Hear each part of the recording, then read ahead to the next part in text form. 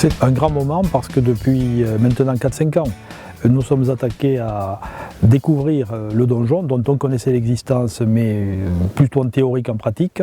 Et cette année, nous arrivons à la phase finale des travaux de dégagement et en même temps de consolidation, puisqu'il y a eu une phase dégagement et puis une phase dans laquelle les maçons sont intervenus. C'est donc une très très belle aventure qui aujourd'hui permet de connaître à peu près correctement ce qu'était le château déjà en 1210 ou avant 1210.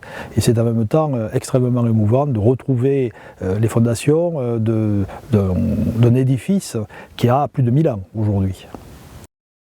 Au sens large, ça doit être la 5e campagne de fouilles qu'on mène sur cet espace.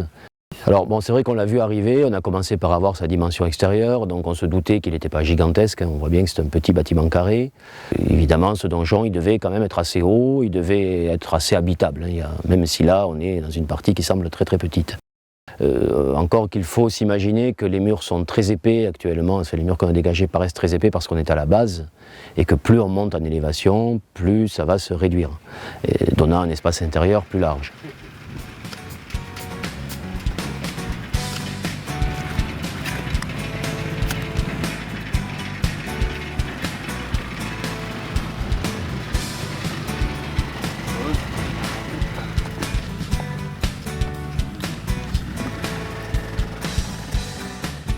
Alors oui, il a été d'une part remanié, d'autre part englobé dans les bâtiments résidentiels de la période royale.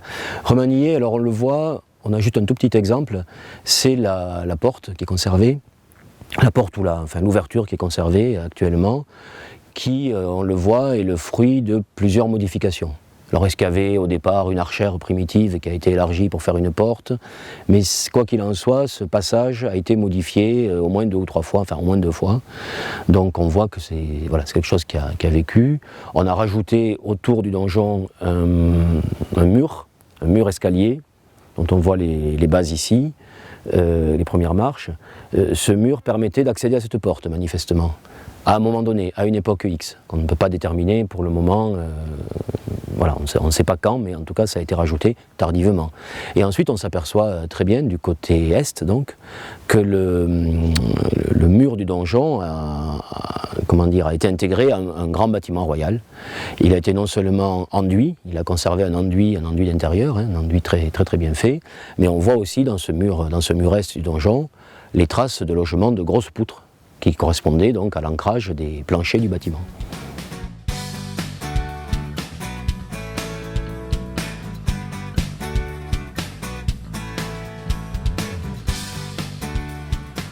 Par ailleurs, ce qui a été intéressant dans la campagne, c'est qu'on a eu de bonnes informations sur son mode de démolition, puisque jusqu'à présent on ne pouvait observer que des pans de murs effondrés. Il y en avait un gros ici qui a disparu, qu'on a enlevé cette année.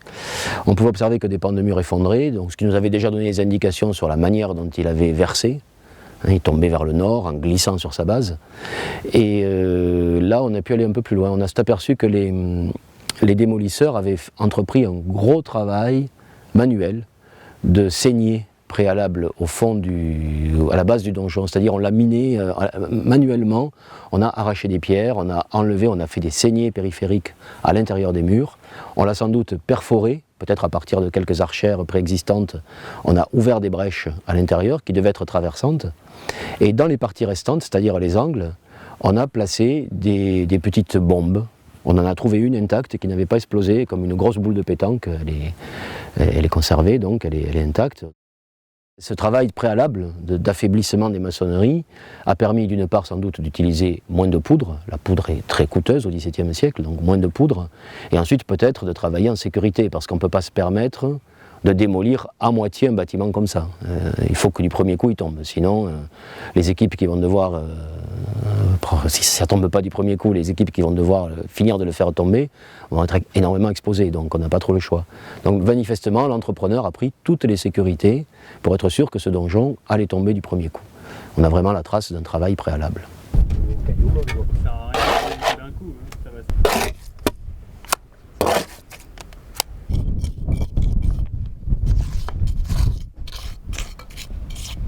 les murs sont larges, donc on se doute bien que les gens vont marcher dessus, ce qui est normal pour se rendre à l'intérieur, etc. Et l'idée était de le stabiliser, stabiliser les ruines, les figer, avant de voir ce que ça deviendra plus tard, les figer pour que ça passe l'hiver et les années qui viennent, quoi. Voilà, donc on a fait une stabilisation de l'ensemble.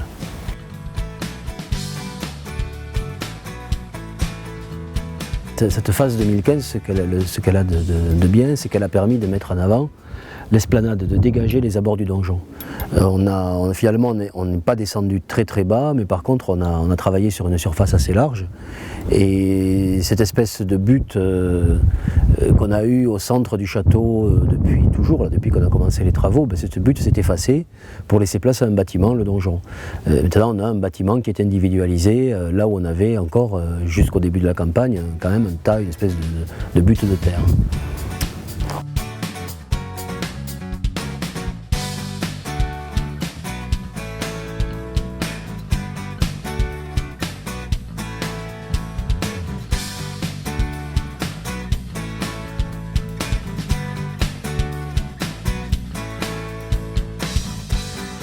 Alors, la fonction du donjon, elle est triple. D'une part, c'est une partie habitable forte, fortifiée, un endroit où on est à la fois en sécurité et où on peut résider. On parle là dans les époques anciennes. Ce donjon, vraisemblablement, date du Xe siècle ou du XIe. Voilà. Donc on parle dans ces périodes-là où l'habitat même d'un seigneur reste relativement modeste. Le donjon peut être un espace d'habitation, pas forcément le seul.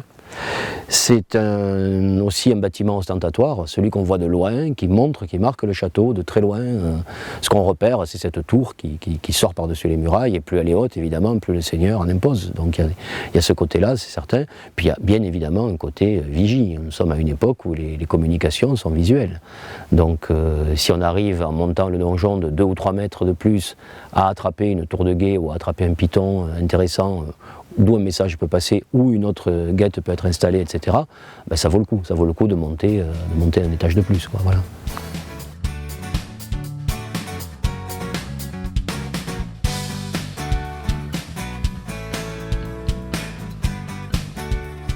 Alors c'est une phase quasiment finale pour ce qui est du donjon, de la découverte du donjon, mais s'agissant des travaux qui sont engagés dans le château, nous sommes loin d'avoir terminé. On a déjà évacué des milliers de mètres cubes de gravats, de démolition, suite à la destruction de 1654. Il y a encore beaucoup de travail à faire, mais aujourd'hui, le château est presque restitué dans sa splendeur. En tout cas, on a les signes de ce qu'était le château, à la fois dans sa période seigneuriale pour un certain nombre d'éléments et surtout dans la période royale. Et c'est donc pour nous quelque chose d'extrêmement important au moment où on commence à se construire la phase de demande de description avec les autres sites du pays Qatar, les sites de notre département au patrimoine mondial de l'UNESCO.